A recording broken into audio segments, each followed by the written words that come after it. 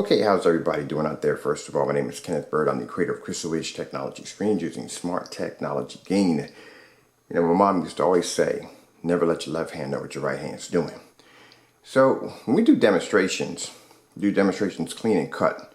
Projector, distance, ambient light, a lot of ambient light, and the screen. So pretty much right to the point. Windows open the whole 9 yards. We do demonstrations that a lot of people will not do. Now keep in mind, when we know all the tricks, when we see demonstrations being done and somebody claims the screen is ambient light rejection, it'll be done on a small scale. The reason why they do it on a small scale, because the image would have to be tightened, the pixelations be pushed tighter together to fit that little square. Like say like this right here is my projection screen, right? And I have it right next to a window right here, right? Now keep in mind, the reason why they use these small surfaces is because they can push the image to fit that little small image. The smaller the image, the more tighter the pixelations would have to squeeze together, the more sharper the picture will be.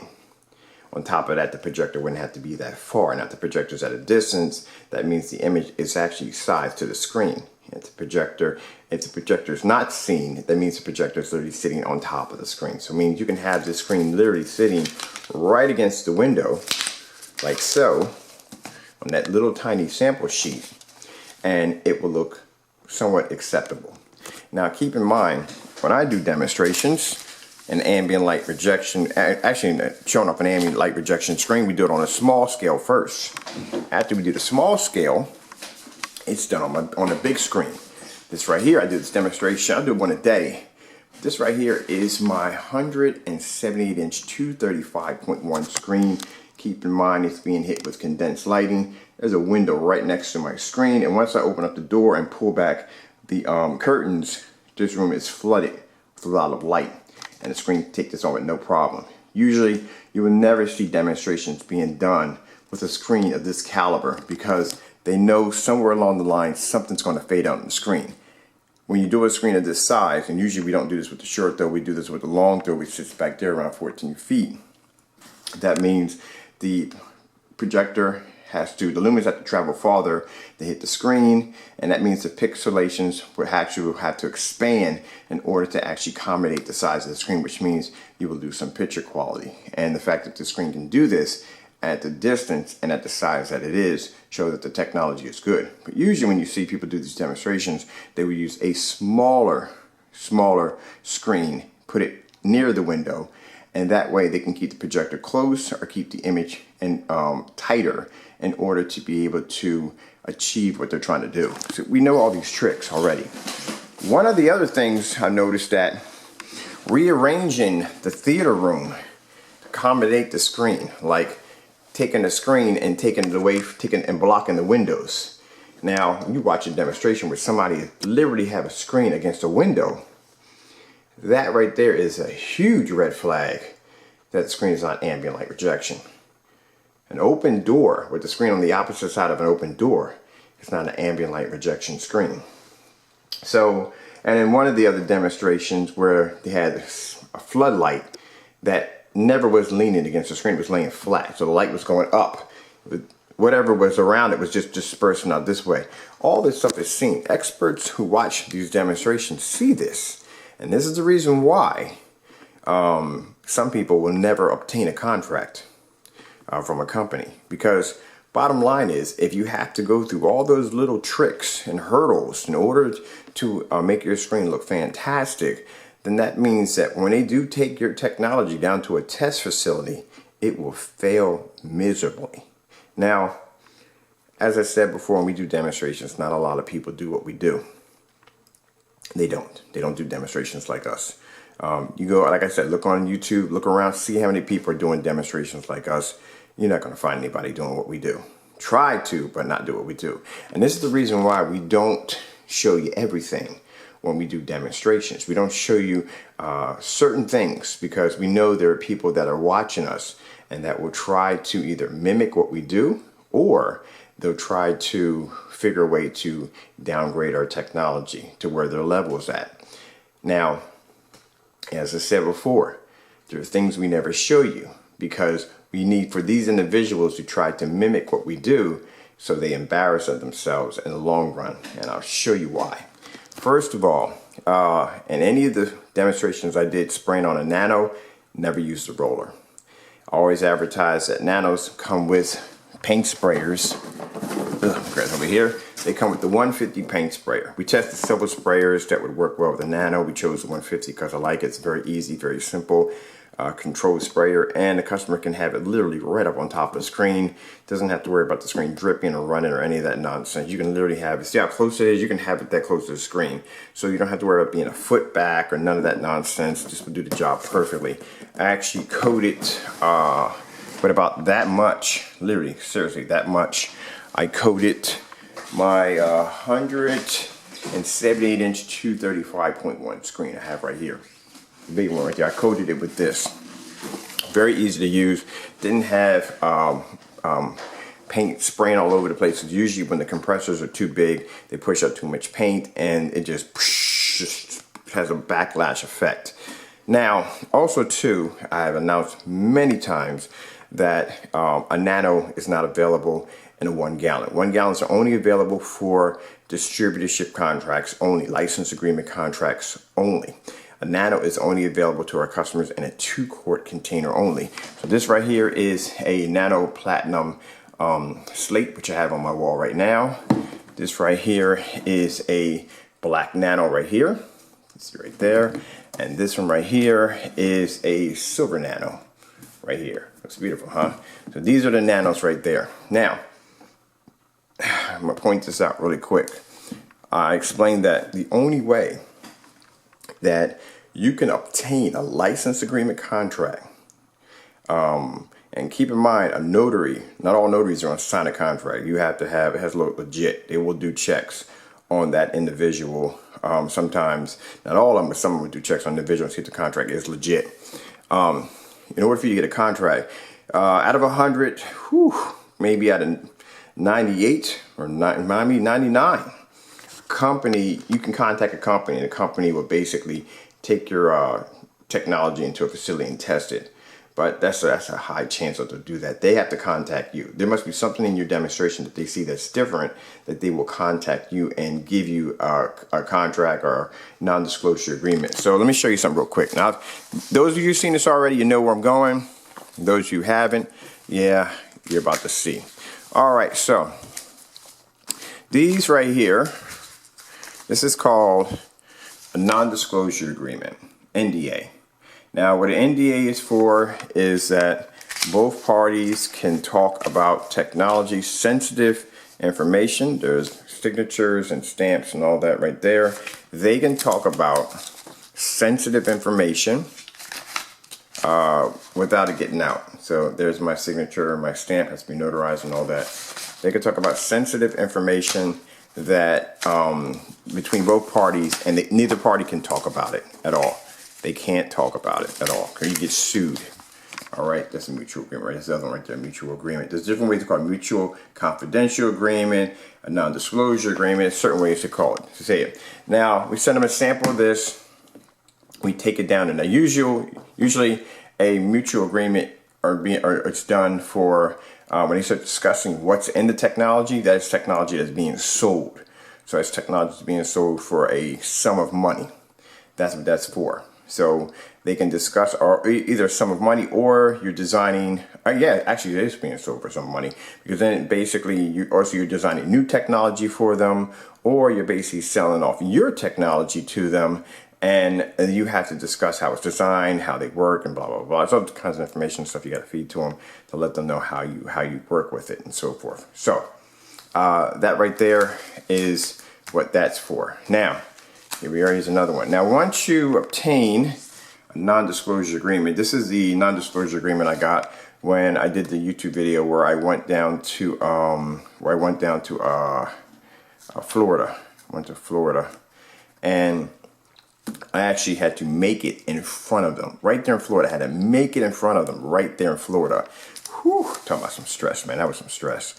I have confidence in my technology, I do, but man, when you have that many people standing around you, and you have all this, I'm not worried about the lights because the technology is designed to thrive in light. Not worried about that, but it's still nervous to do. It's very, very interesting. So you have to make it in front of them, and then you have to basically they'll test it right there. All right, so there's another non-disclosure agreement right there. Now, once you pass that, which we did, you get one of these. This is a license agreement. Now you're in business. Now they'll start buying tons of it from you or buy the technology from you, and you will get either a huge check or you will get a distributorship contract where they'll buy so much from you every month. You know what I mean? So like $1,000 a gallon, or sometimes it's $2,000 a gallon. You know, it depends on what it is, you know. All right, now this is the big boy we got right here. This is my international contract. I've had international contracts before, but I've always wanted one with Dubai. This is the one we're doing business with Dubai. Now with Dubai, you get the official, right there's the official stamp that they have on their end. There's my initial and their initial. And this is what it looks like when you get one of these. I'm not going to show you all this in here because it's not necessary, but I will show you signature and sign, all that. You need that because here's the thing. Somebody doing a review in an apartment that looks like an equivalent to a GameStop does not make or break a company. Doesn't make or break any company whatsoever at all. Few followers, that's basically about it. These are contracts with big corporations, big companies that we are doing business with. There's another one right here I forgot to show you. We just signed this one last Friday. Yeah, just last Friday. This is one I did last Friday right here. It's another one that got signed, notarized, another distributorship contract we just got. I got about 10 more of those to look through. Yeah, a lot of work on that. But anyway, as I said before, they had to contact you. A few of these I have contacted them, and I've gotten the approval for me to take their technology out and test it. My technology out and test it. But they have to contact you. And when they contact you, you know what I mean, it has to be something in your video, something that shows interest that they want. Now, that Dubai contract is a very big contract. That is a huge freaking contract. Huge. You ever seen the size of what Dubai looks like? It's a massive contract. Very blessed on that. Very blessed. God is amazing. All right, so you have to have something there of interest that they want. Now, like I said, and then when your technology is taken down to their facility, it will be tested, which means if it's being done halfway in your facility, in your environment, then it's going to fail miserably in their environment. Now, like I said, we don't show you everything. Anytime you see me spray a nano, you never saw a container. You think about that? You never saw a container when I sprayed a nano. But I always said, and it's advertised everywhere, if you look everywhere, it always says nanos are available only in 2 quarts. Now, since you never saw a container, you don't know what the labels look like. Nanos have labels on them. Now, let me show you something real quick.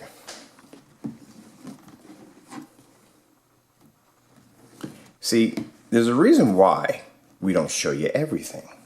Because we know we have people out there that will try to downgrade our technology. We know this already.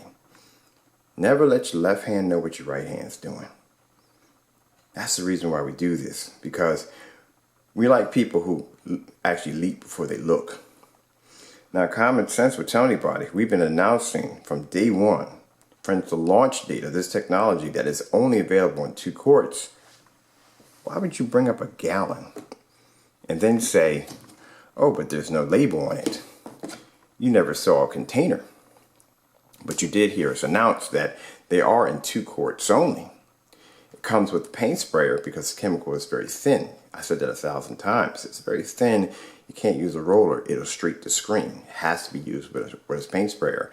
I would save more money as a businessman, than packing in a roller that would cost me $8.50 wholesale than a $40 paint sprayer. It's just common sense. But you jump too fast. And some people don't realize, they don't do their research, and that's where they end up falling flat face into a hole. We don't show you everything. Sometimes I'll sit back and let a person run their mouth like crazy and then come in and go, hey, look, this is what it looks like. Yeah, that's how you do business. There you go. All right, so let's go downstairs now. And let's show you what we got going on downstairs in the basement. Like I said, we could have showed you, I gotta take out my trash too. I could have showed you those labels yesterday. Could have showed you the labels yesterday. No. Let them talk. Let them run their mouths. And then later on, we'll show you what we got. I love doing that. All right, so over here we have 120-inch 16:9 fixed frame screen coated with nano technology. This is black nano. This right here is 116.9, 120-inch, 116.9 motorized projection screen. That people ask me, does the screen crack or peel? No, I'm gonna roll this up and down over and over again, have some fun with it. Right here, this is another nano right here. Also too, now if you got a border around your screen, it's not gonna blend in. See that? Nano has a special kind of coating to it. This right here is a wallpaper nano. Pull this up so you can see it's a wallpaper nano. Right there. All right, so we'll come over here. Our projector is sitting around 10 feet from the screen. Right, so there's the screen right there. We're 10 feet. We're using a ViewSonic full 1080p projector. That's what we're going to be using. Now, usually when people do demonstrations on a black screen, one of the things they will do is they will actually dim the light in the room. They don't want too much light near the screen because the screen will start to fade and wash out. Another thing, they will not do a lot of white levels. White levels, because the screen will come out too dark on a white level. They have to use contrast so it blends, a lot of contrast so it blends in better. We're going to start off with a lot of white levels. So let's begin. Now, as I said before, and I will say it again, nanos only available in 2-quart containers. Now, keep in mind, we do make 1 gallons, we do make 5 gallons, but they're only available for contract distributors only. I painted my 178-inch 235.1 with 2 quarts. But since it's a very thin 1-coat solution, you don't have to go back and forth over and over again with it. And look at this. Now, if my time runs out here, I'm Kenneth Bird from Crystal Edge Technology Screens using smart technology gain, giving you the 101 on our technology. Like I said, we don't show you everything. Sometimes I'll sit back and just show some of the stuff of what this technology can do, just so we can have certain individuals come in and try to downgrade our technology and go, oh wait, I forgot to show you this. That's why we do stuff like that.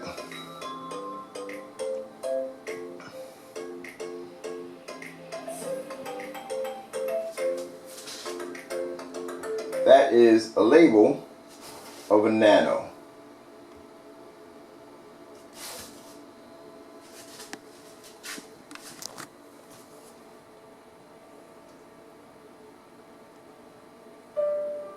Now, if you're curious to see how this screen was done, I'll post a link at the bottom. You can see how this screen was sprayed. Also, too, how this one was sprayed also.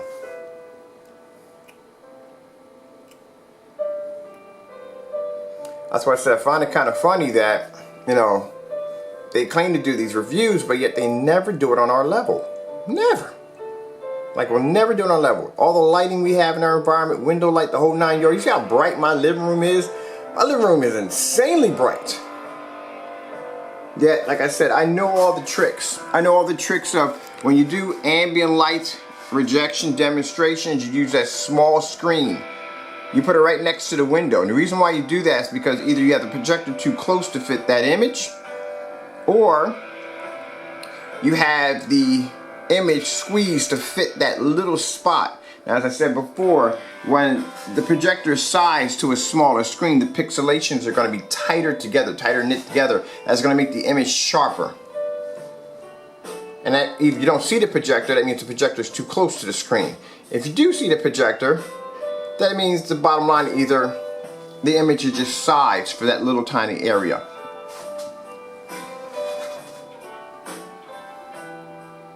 So we know all the tricks. Rearranging the theater room, well, your theater room, so that way you have the screen laying against the windows. We saw that from the door. Any expert will pick that up. Anybody, you don't have to be an expert, you can pick that up. Now the reason why the screen is laying against the window, that's to block any form of ambient light to disrupt the screen, so you can keep the environment dark. That's why when you do demonstration, you see light peeking through around those windows. Seriously, nobody wants their environment to look like that. Showing off light in the next room has nothing to do with physical light in the room where the screen is at. Has nothing to do with it. And peppering a room with little tiny lights all around the environment, it's not what you call acceptable ambient light.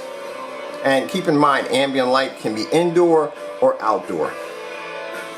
That's why you have these projection screens. I think I saw one on Elite Screen, their new screen, and they were talking about the ambient light in the environment. And they were pointing to everyday inside light and everyday outside light. And these are very bright environments that they do. What bright environments they have their screens in.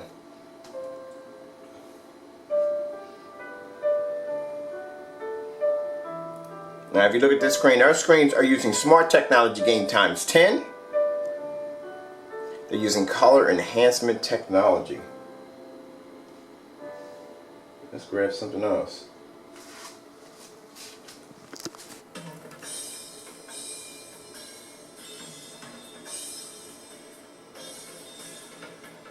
Now I want you to look at this environment compared to any environment that you see on YouTube. Look how much light the screen is taking in.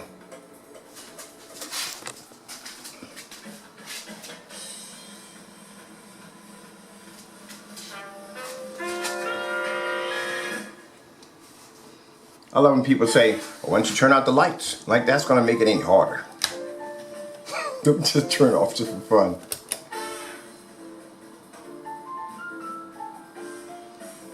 The Nano Black looks like with the lights out. This screen has 100% contrast level. Look at the contrast level on this. Now this is usually how most people do demonstrations. Or they'll do it like this and they have the light dim down real low. This is how the light dim down right here. This is the average demonstration that you will see on YouTube. Let me come back here for a minute. Let me bring that back a little bit. This is the average light setting on YouTube. I hate to say it, but this is what you see what some people do on YouTube. They'll have the setting such like this. Hold on for a minute. Let me grab this demonstration again. I want to go back to the same demonstration. So this is the lighting that they'll have in their environment. There is no way in the world my living room is going to look like this. This is how dim they'll have it. Or, let's make it, because I got a dimmer switch here. Let's bring it down. Usually this is what they'll have it like this. And we don't do that. We bring it all the way up. This is what our environment looks like on the screen.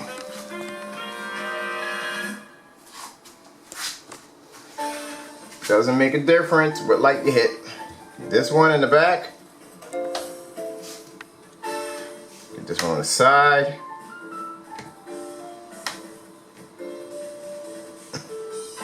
This one right here. Right there. Combine them all different ways. Damn it down. Bring it back up. Doesn't make a difference. Doesn't make a difference when it comes to this technology.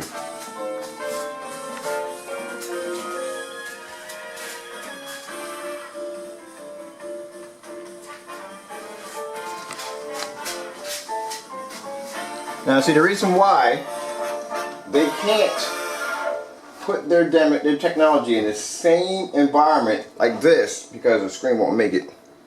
It won't make it. It has to be in a comfortable environment, which means they'll stick it in the exact same environment every single time. This is why we do what we do. You have to be able to prove that your technology actually does work.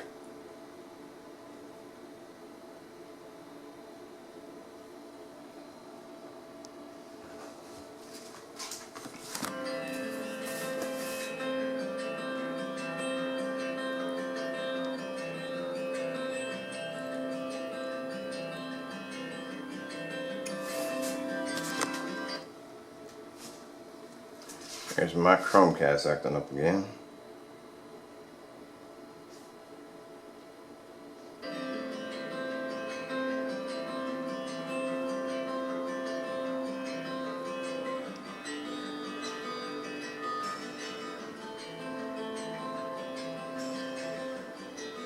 This is easy. For this screen, this is easy. The technology, this is easy. Just me leaning in front of the camera.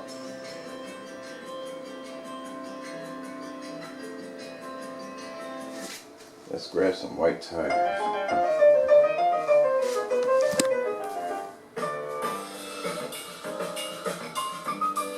I like that music. Look at that. Black screen. Look how gorgeous that looks.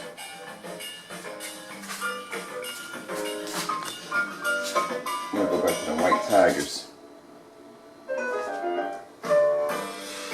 Look at that.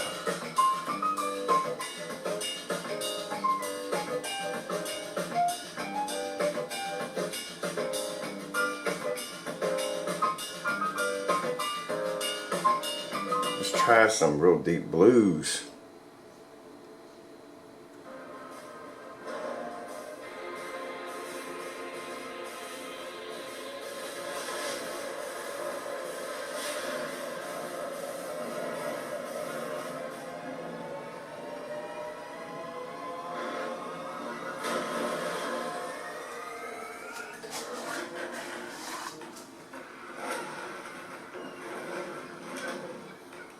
I'm loving this. Look at this. Look how amazing this technology looks. It's black.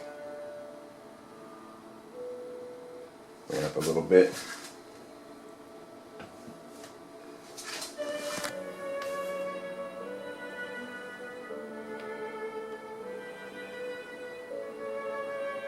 Look at this skin tone.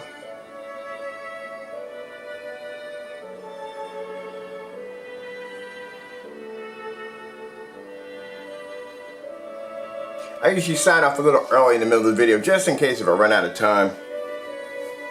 That's why I do it. Precautions.